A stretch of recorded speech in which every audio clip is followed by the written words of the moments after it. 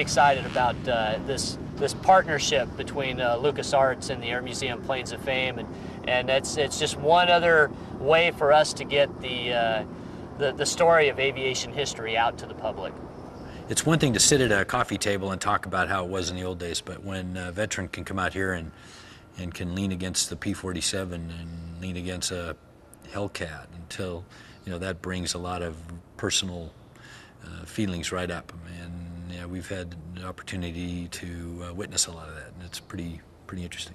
At the Chino facility, we have the USS Enterprise CV-6 hangar, which is a kind of a living replica of the hangar deck of the famed World War II aircraft carrier.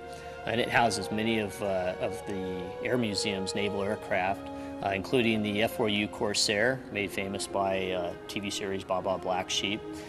We have the Hellcat, the Grumman F-6F Hellcat, which is really had the highest kill ratio of any fighter during World War II at 19-1.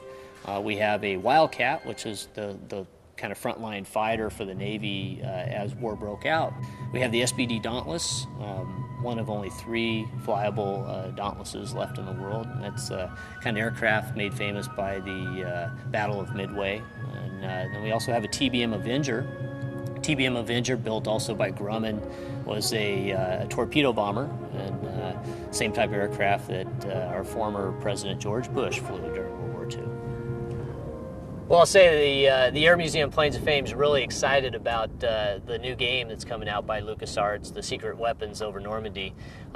This sort of game, I think, is probably the closest that someone can be to flying in these airplanes and seeing what it was like, flying and fighting during World War II.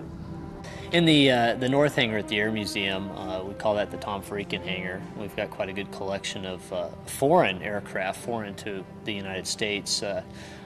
We have our Japanese Zero fighter in there. It's the last remaining completely authentic Japanese Zero in the world, complete with its original Nakajima-built Sockeye radial engine. That's the airplane that was even test flown by Charles Lindbergh during World War II, so we're pretty proud of that aircraft. We also have other aircraft that are rare, like the Raiden, the only one left in the world.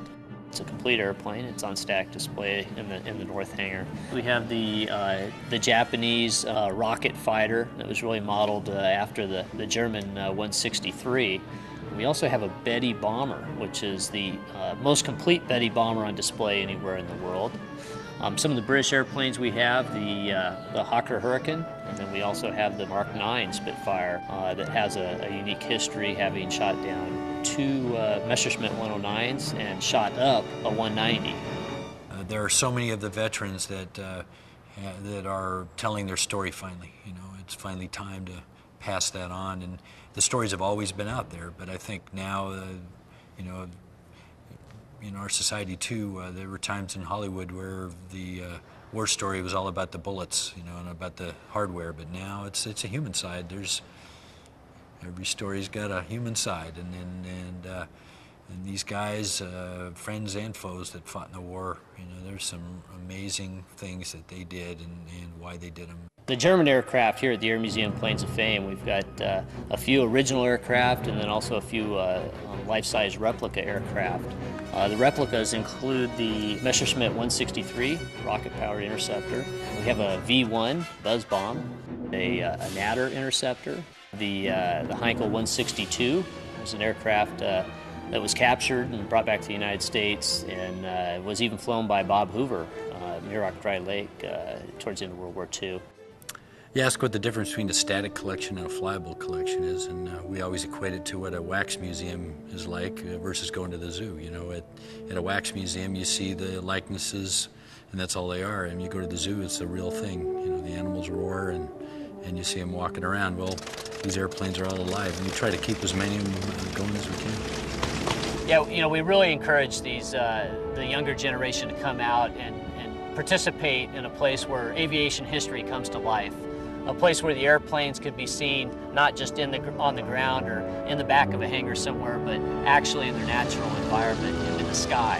And even these people who come out and become members, join the museum and participate. They can go flying in the aircraft, and that's something that can't be done too many other places in the world.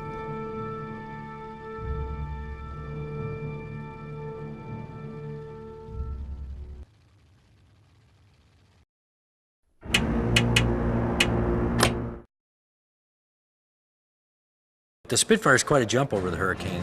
The Spitfire is one of the nicest flying airplanes, really, of all of them. And that Mark V is really an amazing airplane.